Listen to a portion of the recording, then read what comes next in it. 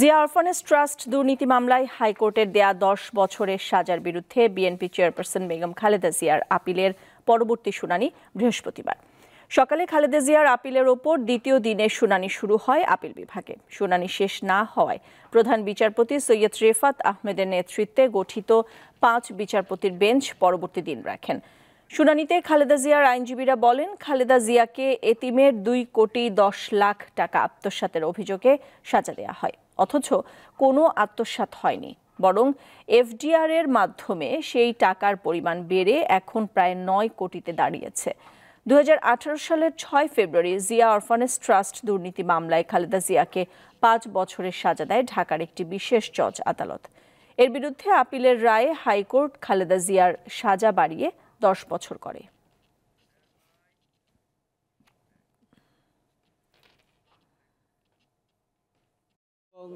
দুই কোটি টাকার থেকে 9 কোটি টাকা হয়েছে, কাজেই আত্মসাতের কোনো ইনগ্রিডিয়েন্ট এই মামলার মধ্যে না থাকা সত্ত্বেও যে মামলাটিতে 5 বছর দিয়েছে, হাইকোর্ট এসে সেটা 10 বছর দিয়েছে এবং এটা খুবই দুঃখজনক।